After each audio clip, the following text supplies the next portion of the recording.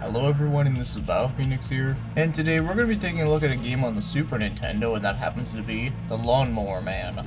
And in case you weren't aware, this is actually a game based after a movie. So before we get ahead of ourselves and start saying that this game sucks major ass without going into anything, well, I need to explain a couple things. So if you're unfamiliar with the movie, one thing you might find interesting is that it was actually based after a book by Stephen King called The Lawnmower Man.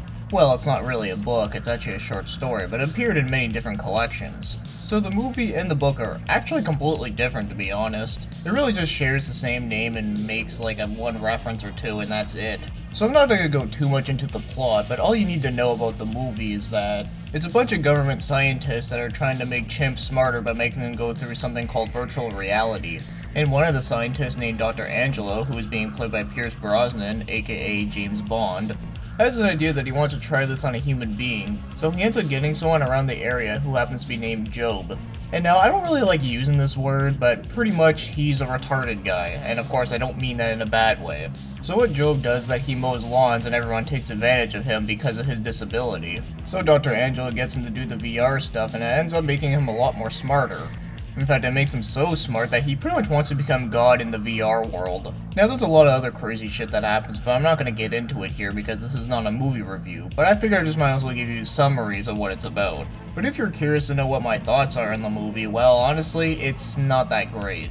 It's actually kind of forgettable, which is a damn shame because I actually kind of like the idea of the movie, it's just, it wasn't done very well. So anyways, so they end up making this after a game, which just seems very odd.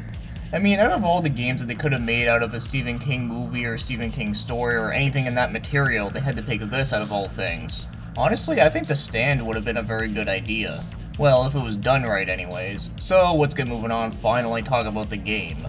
So, the Super Nintendo game was being developed by SCI and published by THQ, and was released in 1993 in North America. There's also a Sega Genesis port, and there's even a Sega CD version, but the Sega CD version plays very different. But the Super Nintendo and Genesis version are pretty much the same thing.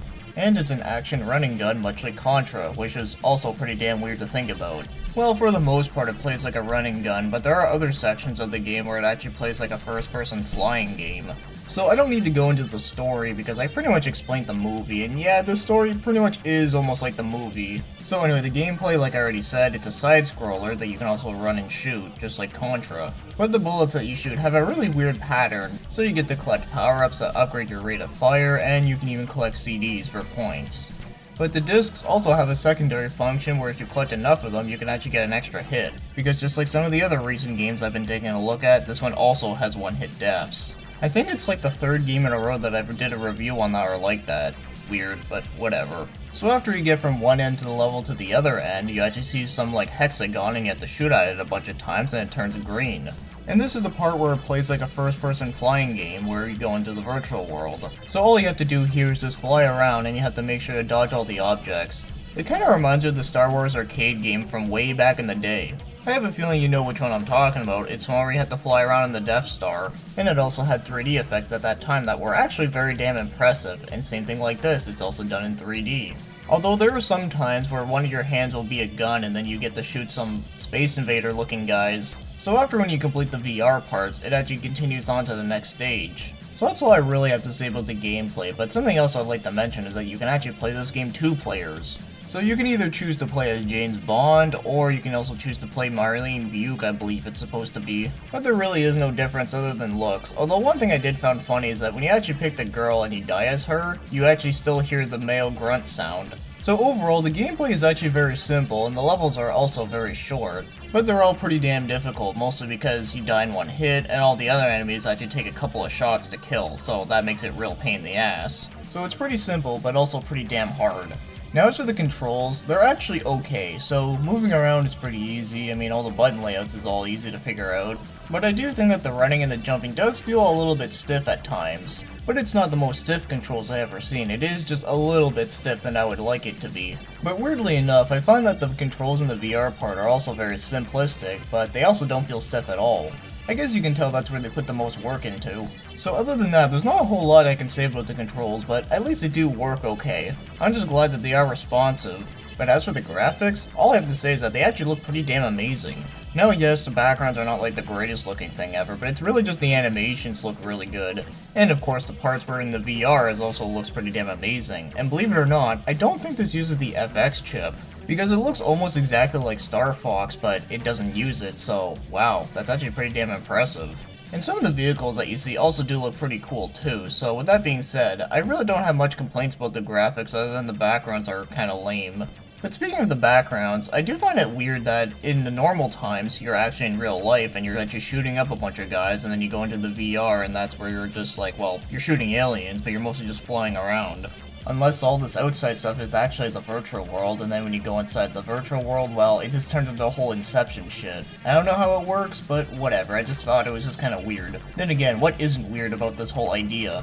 Now as for the game's music, now remember how I said about the graphics are amazing? Well, let me tell you, the music in this game is actually even better. I think the music is just fucking awesome. I find some of the songs kinda sound like something out of Tempest 2000, which is by the way a game with an amazing soundtrack. So if you're familiar with that, the music in here is pretty much all techno songs, which I actually do like techno myself. It's just not my favorite genre ever, but as you know me already, I'm not picky when it comes to genres. I just listen to whatever sounds good to me. And the OST for this game as well, like I already said, it's fucking amazing. So I don't have anything bad to say about the music whatsoever. Now if you want to buy this game is actually very cheap. The lowest I've ever seen it for was like $5, and the most I've ever seen it for was like $15. Well, actually I've seen it for $25, but I think that person was just crazy. But these are just loose carts, whereas the boxed ones are a little bit more, but they're nothing too outrageous. But the overall price range for this game is actually not too bad. Although the Genesis version, I actually don't see that one very often. I mean, I've seen it like once, but that was it. But the price range on that one is between $10 to $20. So for now, if I were to rate this one, I'm gonna have to give it a 6 out of 10. If I say so myself, I find this game to be pretty decent. I mean, it's not great or even amazing, but it's actually not too bad. Now, it is hard and it is also frustrating, and the level design isn't all that great, but it is some pretty amusing fun if I say so myself. And of course, the performances, like the graphics and the music, are easily top-notch. So with that being said, yeah, this game is actually pretty decent. I mean, it's definitely way better than the movie. It isn't that funny. Normally, you don't see a game that is based after a movie being good, but what makes this such a rare case is the fact that the game itself is actually better than the movie that it's based off. Hell, I'd even say it's even better than the short story, because I found that the short story was even worse than the movie. Mostly because I really didn't understand the whole point to it, and it was just beyond weird. But that's just my opinion on that. But even with some of the great things that I'm saying about this game, I'm giving it a 6 because I think it's really just a safe game. Mostly because it can be fun, but it doesn't really try anything new. Well, I mean, I guess that whole virtual thing could be new. But I think whenever I give something a 6 out of 10 usually means it's decent at best, and I think that suits this game rather well. Because it's a decent game, definitely not horrible, and definitely not amazing. Normally I don't have to explain that, but the thing is, a lot of people like to flip out whenever I give something a 6 out of 10, because they think it's not good enough or whatever. But I think most of those people probably expect too much out of everything, so with that being said, I actually do like this one for what it is. So that takes us to the end of this review, so I hope you enjoyed it, and thank you for watching and commenting.